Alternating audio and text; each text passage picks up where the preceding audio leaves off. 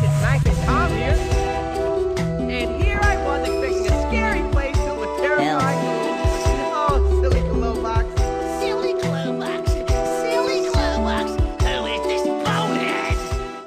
Hello everyone and welcome back to Rayman 3 HD on the Xbox 360. I am One Wild Sheep yet again, and today, ladies and gentlemen, we are now entering the land of the living dead, a stage I've been hyping up for the past 2 parts or so, and this stage is absolutely glorious. The music is stunning, the artwork is stunning. I love the way this entire place looks, I love the way it sounds. This is one of my favorite levels, if not my favorite stage in the entirety of this game. The level design is also pretty good fun, and of course it's always not a bad thing when a stage starts off with nothing but a giant collectathon of gems, fulfilling my shiny collectible urges that I always have. Because seriously, look at it, it's so shiny, it's so beautiful. Oh, and I just noticed there's a bug on the wall, but there, why didn't I pick that? It's right there, why didn't I pick that up? Well, I must have been blind when I was playing this game, but who cares, this stage is so good. And also, we're going to be introduced to a couple of new gimmicks during the course of this stage, which I will be talking about as I get to them.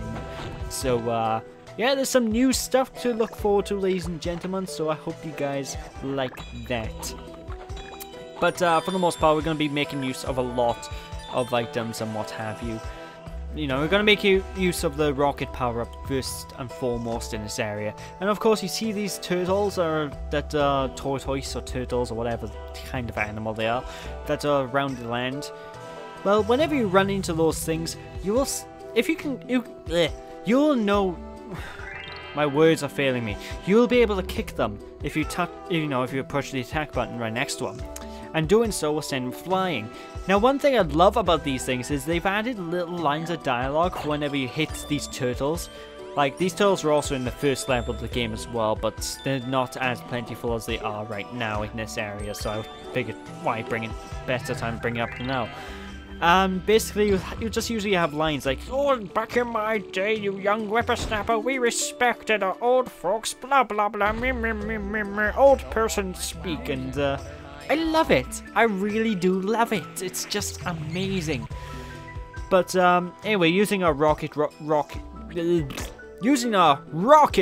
power, we can now knock open that teensy cage that was in that hidden crevice, which is actually a really difficult one to find on your first playthrough, because it's just, well, it's inside a crevice, you know, folks. It's kind of hard to see a crevice, especially if you're playing this on the original console where HD isn't a thing.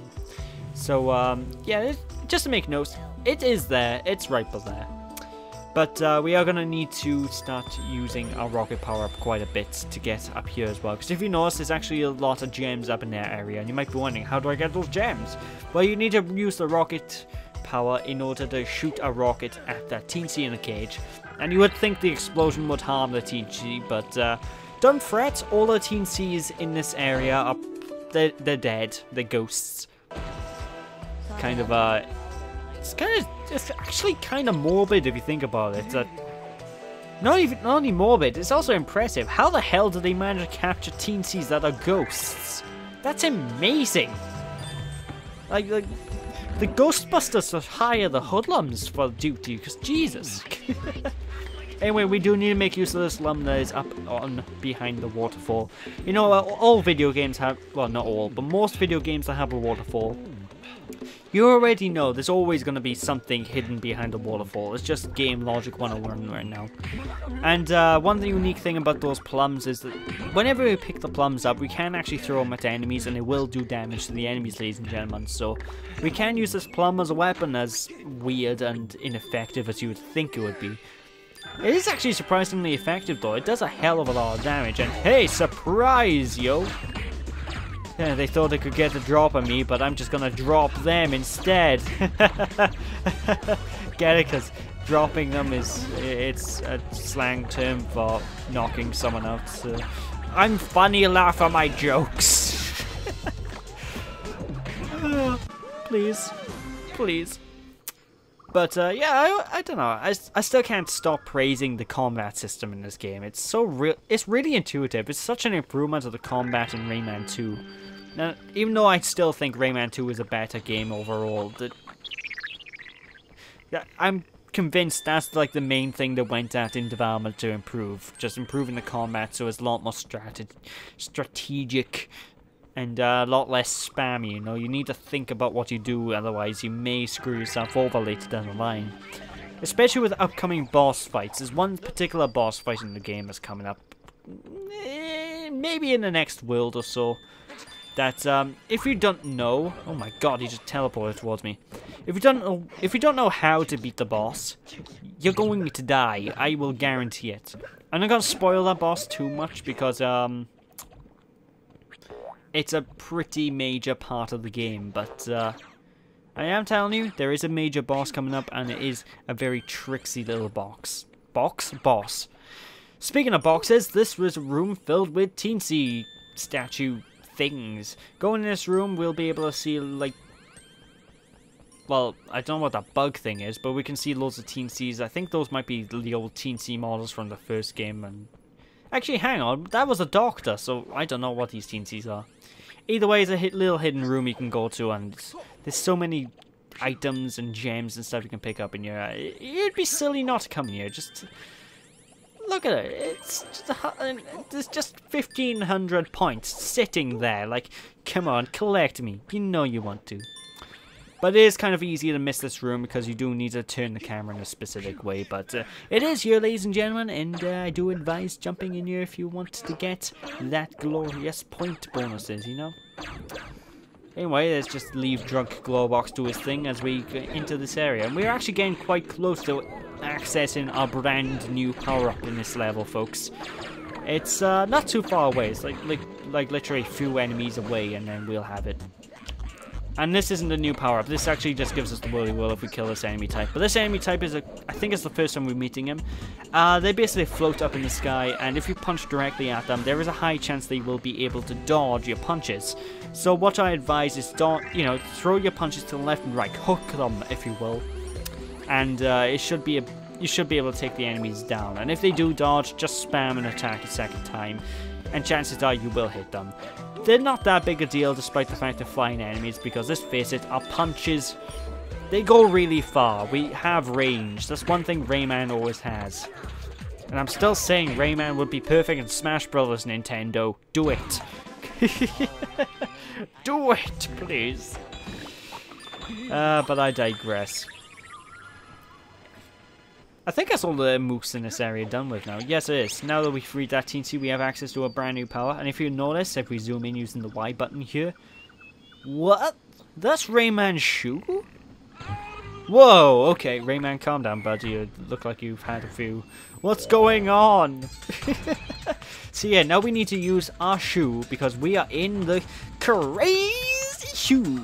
In order to hunt down our other shoe, because our other shoe is apparently hiding a power-up from us, and we need to teach it disciplinary, precautionary measures in order to calm it down and give us the next power.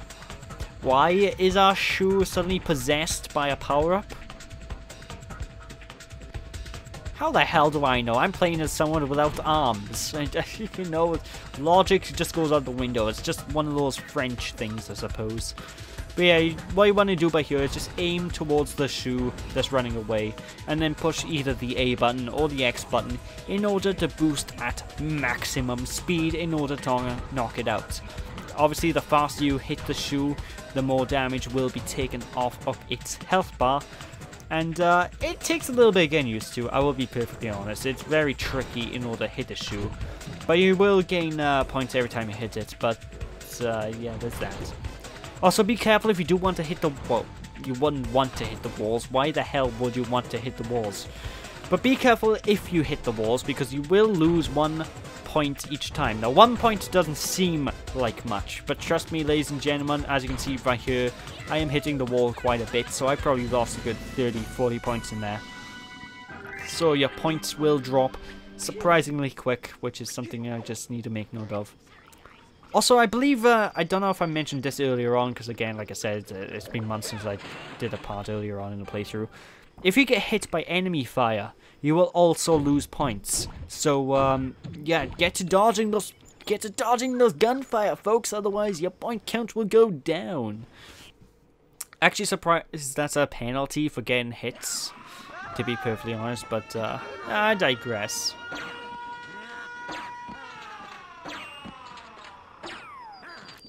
I get some Jak and Daxter vibes from this area. It reminds me of Misty Island, a specific area in Misty Island in Jak and Daxter 1, where you have to use your like hover bike to collect a bunch of stuff.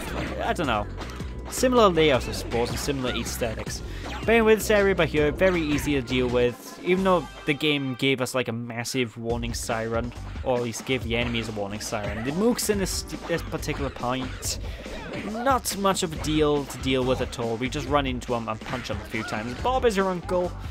Of course, there will be reinforcements coming towards us on the airship over there. But again, just keep hitting them and eventually we'll get ourselves a power-up and etc, etc. You know the shindig at this point, ladies and gentlemen. I shouldn't have to explain the news to you. But yeah, I do love this little area of the game, and I don't know, what can I say? It looks cool. But before we head on up to the next point where we're meant to go, let's use our swingy swing power by here in order to collect all these power-ups. Because like I said previously, ladies and gentlemen, you have a power-up, it will give you double score, double points and stuff as you hurt enemies and collect stuff. So that's I kind of do like that about this game. It makes it really replayable in that your first time playing through, you won't get many points at all, but as you play through the game more and more, you will learn how the best methods to gain as many points in one go are. And you'll be able to maximize your point score every single time you play through the game. So it just gets better and better as you play through, which I kind of like. But hey, another teensy, oh boy! Yay, I need to go alphabetize my sausages. What? I need to go alphabetize my sausages. What? You crazy French? Who wrote that line? That's amazing. Like, they must have written themselves into a corner. Like, what should we put next? I don't know. Maybe alphabetize sausages. Screw it. Chuck it into the script. That's all I can think of. It's kind of like if anyone's watched Adventures of Sonic the Hedgehog when they were wee lads, if you haven't, trust me, check it out. It's a really insane show.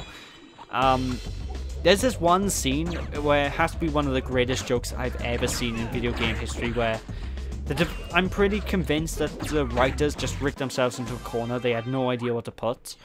So they had Sonic speeding through all these enemies, right? And there was this one enemy who was just standing in Sonic's way, ready to grab him. So Sonic stops in front of the enemy and goes, "I'm over there." And the enemy turns around and looks.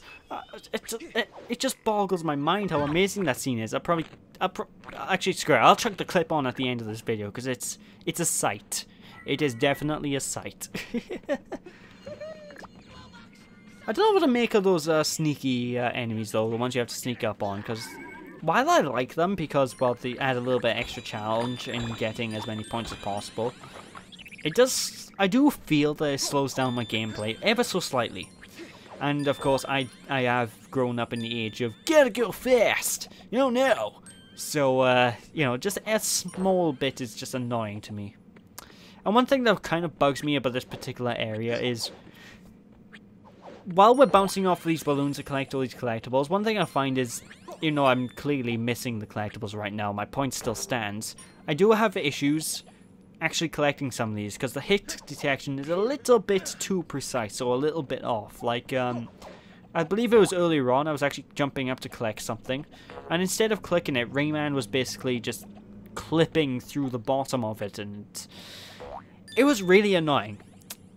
I don't know what causes it, and what causes it. Well, I know what causes it, bad collision detection. It's just a nuisance, you know, folks. It's rare it's a problem, but it's one of those little quirks this game has. Anyway, new enemy type. What we need to do is first hit him to the left and hit him to the right. Another Mega Man X3 enemy. Just keep hitting him from the left and right, punching the bombs whenever they come near you. And it's actually pretty easy to deal with as long as you're quick enough about your punches. So, yeah, there's that.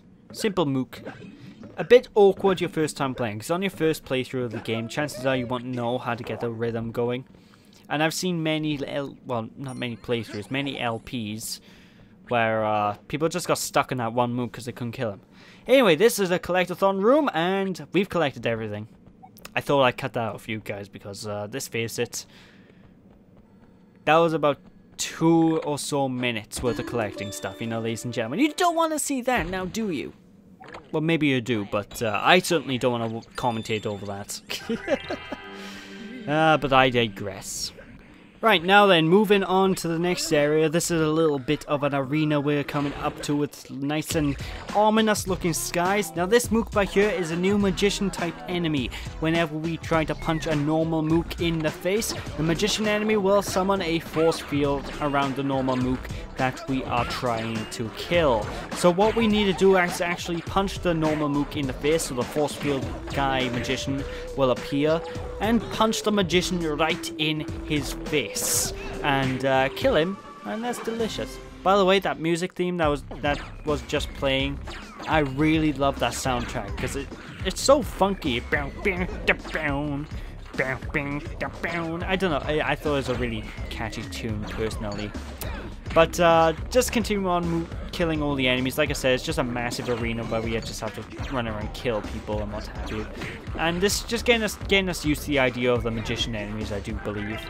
And of course, our reward for killing everyone is the rocket.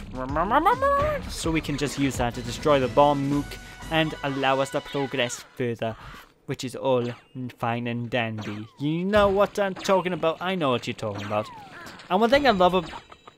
I was not aiming for that. Clearly, game. Thank you. One thing I love about the rocket power-up, though, is that whenever you shoot an enemy with the rocket, it's pretty much a guaranteed instant death, because the rocket is so damn powerful. It just destroys enemies like nobody's business. So I kind of dig that. I kind of think like knowing that it's there to help me out in a tight pinch. So there's that. And of course, we do need to use this the choppy chopper power in order to gain access to this area and finish off the stage. So there's that. I don't know if that choppy chopper power is there when we start off the stage, but I don't know. Maybe you can skip the enemies, but why would you want to skip the enemies? We're Rayman, yo. We're out for blood.